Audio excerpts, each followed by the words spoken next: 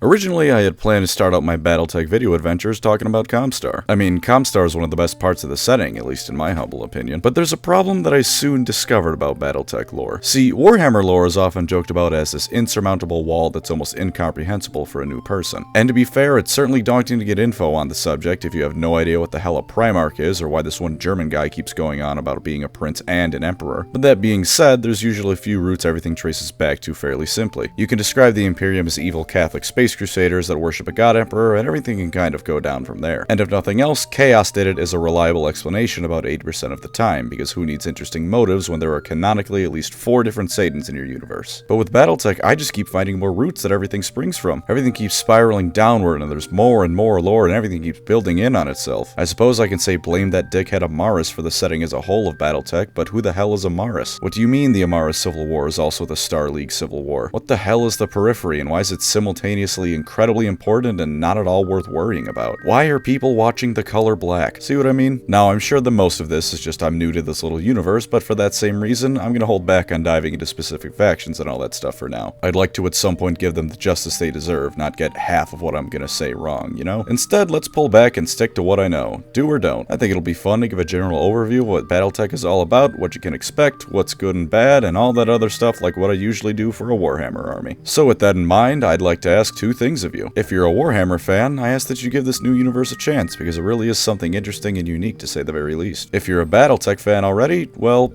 I ask that you lower your standards for the mountainous heights of the Black Pants Legion for this video. And please correct me on any lore inaccuracies I deliver. Even given the fact I'm going more for a feel of the setting rather than a lore dive, I'm sure there will be many. But enough about my own inadequacies. Let's see if you should give BattleTech a chance or not.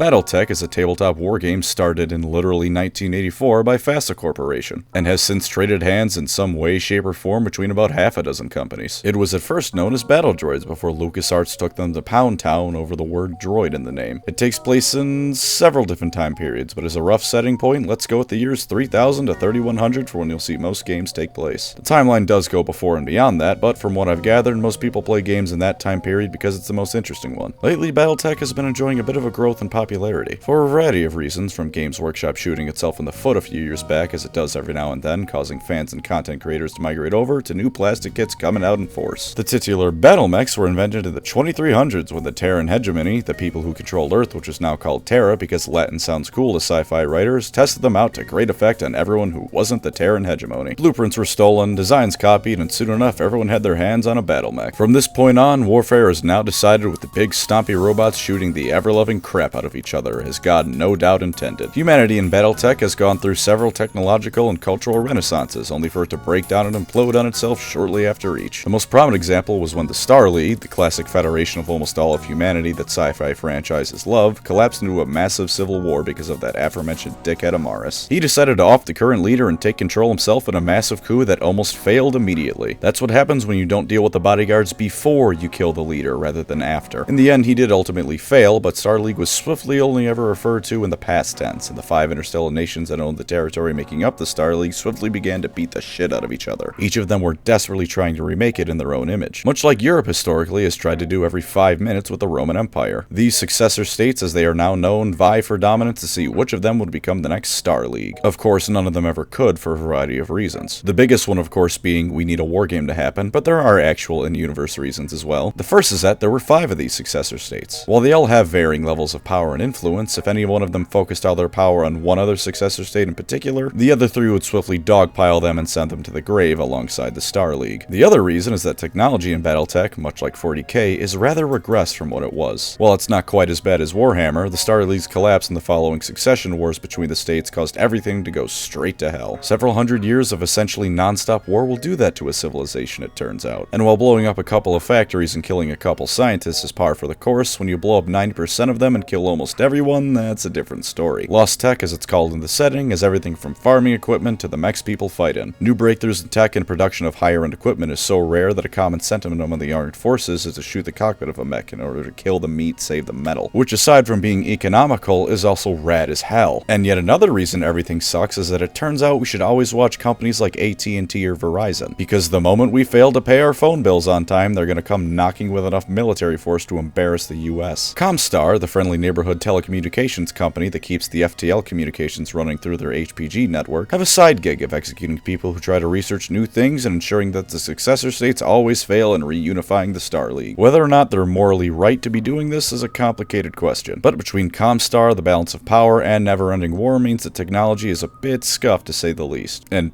everything else is pretty scuffed, to be honest with you. The setting for these reasons has had a mix of feudal authorities and mech combat as its main aesthetic. Sure, you might be in a hyper-advanced combat robot for your day job, but your boss is living in something that looks straight out of 17th century Japan. And also your robot looks like a giant samurai. Gotta give House Kuruta credit, they certainly have drip. Don't forget that the samurai mech is also 200 years old, and everything on it besides the paint job is worth more than you'll ever be because no one can make it anymore. Come to the year 3050 and there's a whole load of problems to deal with. Technology is at best only starting to come back, the successor states of the inner sphere continue to go at each other with random planets being their battlegrounds. Meanwhile, all sorts of social issues abound, differing of course between planet to planet and faction to faction. Pick something wrong with the world today and there will be a BattleTech faction that exemplifies it. For example, utterly incompetent morons running the show because they're wealthier than God? Look no further than House Steiner. You can't look any further because you'll be too busy weeping when they send a formation of 4 of the largest, most destructive battle mechs somewhere and call it a stealth operation. And let's not forget the clan invasion. Turns out a couple people dipped out of the Star League as it was eating shit and a few hundred years later came back with a vengeance. Because 5 major factions constantly at war wasn't enough, let's throw in another handful of jagoffs into the mix, why not? Oh, and of course there's mercenaries who just sell themselves out to the highest bidder, a lot of them in fact. Because no matter the universe, no matter the circumstances, no matter what is at stake and what humanity has to gain or lose, there'll always be someone who's happy to fight for whatever your cause is as long as they can make a quick buck. And eugenics supporting clans that want to tear down the inner sphere to remake it into a new Star League in their own version of what should be, and the Catholic Church and religious cults and a guerrilla unit composed of survivors from a long-dead military regiment and... Nope, let's take a breather, hang on. And also the Germanic states run like megacorporations in the Battle of Tukad and Jerome Blake, and holy shit, there's so much lore! There's more. Of course there's more. This series has as much of a downward spiral of lore to get into as Warhammer does. But we're reaching the point where if I start saying anything more specific than this, someone is gonna tell on me and I'm gonna look like an idiot. More of an idiot at any rate. So why go for this setting? Well, if you're the kind of guy who sees a setting filled with a variety of alien races and goes, no, I pick generic human guy, then you're in luck. Because BattleTech has no alien factions. At all. The closest they have is either native alien, plant, and animal life, or one species of Stone Age bird people that made the fandom so angry the writer said that it takes place in a section of the universe so far removed they'll never interact with the main part of it. Everything in the galaxy is humanity, which in turn gives it a variety of other strengths. I'm gonna keep comparing it to Warhammer because people say to write what you know, and I almost know that. In 40k, something that can get kind of irritating is how rarely the writers ever have a problem just be a problem that arises from clashing ideologies or anything like that. It's almost always Chaos did it, and failing that, the secondary option is usually Xenos did it. Very rarely are internal schisms, ideological differences into like given focus. It does happen, like with the Age of Apostasy, but not very often. In BattleTech, those kind of interesting motivations are all that there is. There's no demons to corrupt someone just by existing, no foul Xenos to pin all the blame on, it's just people. This also lends it something that's occasionally absent from sci-fi, a sense of familiarity. No one in the setting are aliens with mindsets that just don't make sense to us because they're aliens and therefore of course it won't make sense to us. Everyone in the setting is a human being with motives and principles that even if we disagree with, we can see the reason behind them. The writers can't just go Chaos did it, and that means BattleTech has to come up with interesting factions and scenarios that are interesting at a level beyond just their basic premise. Don't get me wrong, demons are awesome villains, but seeing 2 armies fight because they're so diametrically opposed rather than because one of them is nothing but orcs is something special. Of course, there are still people that feel aliens, so if you want that bit of sci-fi weirdness, then look no further than the Clanners. Their development in isolation means their ideologies are in many ways alien to the rest of the setting, and given that they come from a region of space initially completely unknown to the successor states of the inner sphere, they feel almost like an alien invasion. But again, they're still human. It's always another human gunning for you, even if the reasons he is are a little bit moronic. Speaking of motivations, if you can think of one, you can probably find one. Want to fight for money? Pick a mercenary army. Or House Steiner. Want to fight for something heroic? Depends on what you're thinking of as heroic, but the Grey Death Legion mercenary units fits the bill in my book. Want to play as a mysterious Illuminati-like faction that controls all of the others through a variety of subtle means but can get their hands dirty when needed? Comstar has your back, and also your name, date of birth, and social security information. Or maybe you want to fight in the name of God because you accidentally assumed you were the new Pope. House Davion and the New Avalon Catholic Church has got you covered. All that being said, the setting is also a very morally gray place. There's no 100% objectively right or wrong faction to be found. No one's completely good or evil, except for the Blakist Jihad, which is a story for another time. Those Grey Death Legion folk are still mercenaries after all, so despite them allowing the galaxy to once more reach technological heights long lost, they still kill people for money. Choosing a good guy in this universe is choosing which opinions and beliefs you align yourself with the most, not who has literal demons as their fighting force and who doesn't, or picking from which faction commits the most reasonable amount of genocide. I suppose this could be a negative for some people, but I'm not one of them, so it goes as a positive. Sometimes I like to actually have to think about who's morally right in a situation. Sue me. It's Comstar, by the way.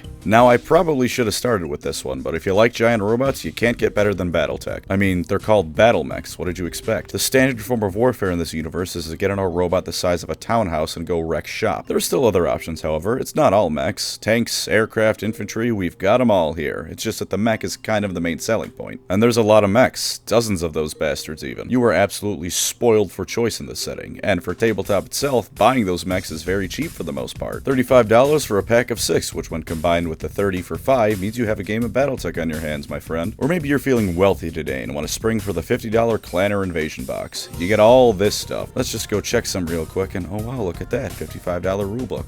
No, not the rules for the game, silly. The rules for a single faction. No, it doesn't come with any models or extra bits. No, a single corporation historically dominating a market isn't bad for consumers. And that's just the official Catalyst Games website. Ironwind Metals is a bit pricier pound for pound, but you don't need nearly as many battle mechs to play a game as you need minis for other war games. In fact, 2 versus 2 mechs is an entirely realistic choice if you want to play a game. I like this guy. Look at his face. Look at his dumb, stupid face. Imagine getting killed by a mercenary piloting this. That's a morale sinker right there. You also aren't limited by faction in the game. Picking a successor state or clan or anything else doesn't lock you into certain units and provide buffs or debuffs. It's fun to mostly use mechs they would in universe, sure, but not at all required. And if you're determined to be loreful but still want to get a new mech, just remember that very few things are being produced depending on the in-game year you're playing in, and Battlefield Salvage is a great way to up your arsenal. For a game about giant robots beating each other into the dirt, it's also some decently hard sci-fi. Yeah, FTL travel and communication is a bit out there as it always is, but beyond that, even the mechs are probably some of those realistic depictions of that sort of thing in fiction. They've all got massive, stompy legs that don't focus too much weight on any one point, and because compacted dirt doesn't collapse under buildings all of the time, and it makes sense that a robot of BattleTech's design wouldn't either. All the mechanics of the series are pretty close to what the future might look like. From combined arms warfare still being worthwhile to corporations dominating all aspects of society in some way or another. I say it's pretty close to what the future would look like because I'm not a prophet.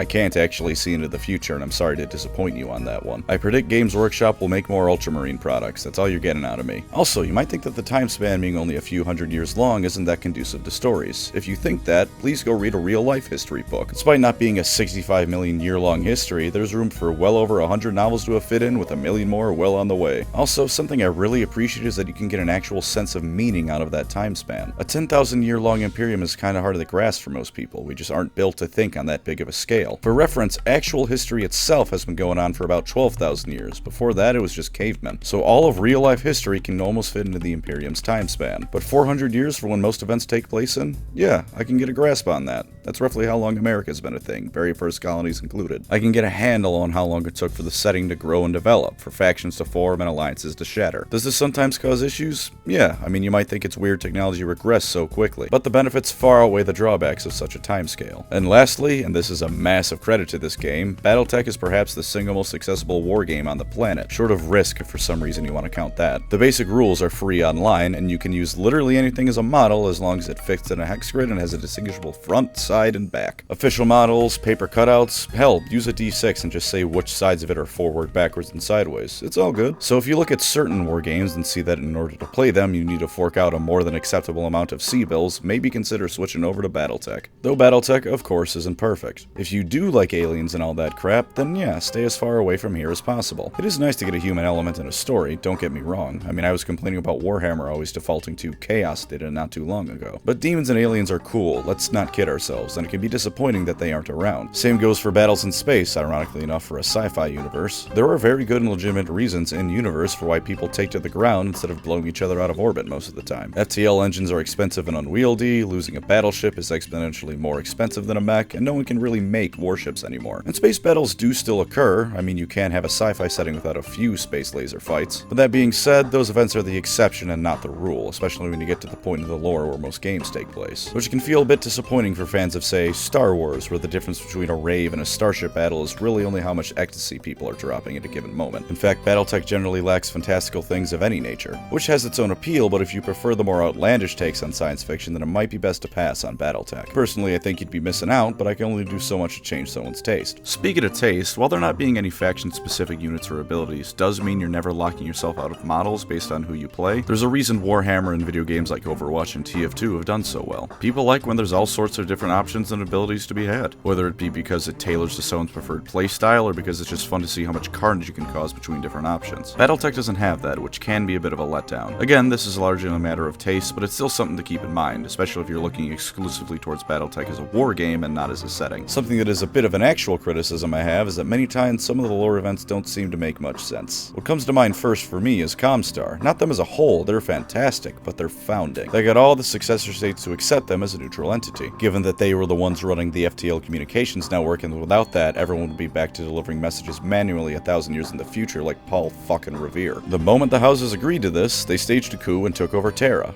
No one raised any eyebrows at this. It seems like someone should have gone, now wait just a minute fellas, neutrality is a two-way street. Sure, the states were outraged, as Sarna.net says, but this feels like the kind of thing even those warring factions would take 5 minutes to act on and deal with before getting on with murdering each other. Or when Comstar regularly starts wars among the successor states in order to keep things at a nice, comfortable status quo. Sure, the first time there's a terrorist attack that starts a war between two houses, that's just something that happens. Second time, maybe someone wanted revenge for the first one. Makes sense. But the 27th time it happens, coincidentally, as everyone was about to reach something that almost looks like peace, it might be time to see if there's a third party at work here. Especially when there's a third party whose very first act was to ignore the neutrality they got everyone else to agree to, and also has a monopoly on technology, communications, banking, and, well, everything important, really. What other nitpicks do I have? I suddenly like this franchise now and I'm new to it, so I don't have many negatives yet. Oh, here's a mech rule sheet.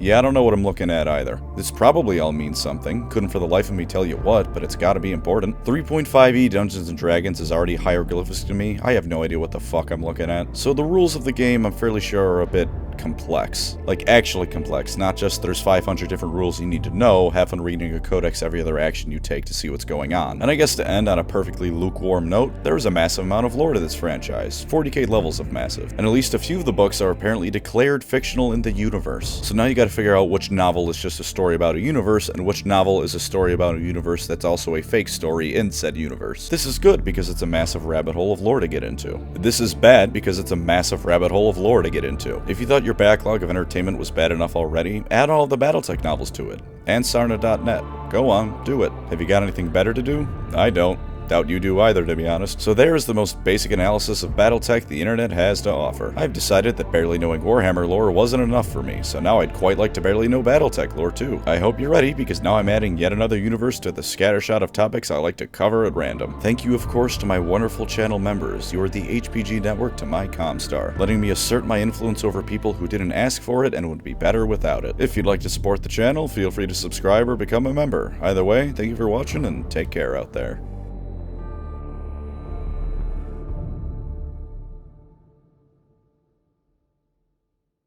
I'd like to end this video with the following statement. Comstar is incredibly based and is always morally in the right. The inner sphere is filled with clowns, and so needs to keep them in their goddamn circus pen before they throw a nuclear cream pie in someone's face for the 50th time that week. Mercenaries run rampant. No one knows how to make a ham sandwich without glassing a planet like Reach, and sometimes you just need to shut off someone's ability to speak for a few months before they learn their goddamn lesson. I am based and compelled, and there's not a damn thing I'm gonna read that'll change my mind, because every time I get into a new war game setting, I find the factions people think are pricks and defend them with my life. Only this time, you can't all just say elf bad and leave it at that, so suck it.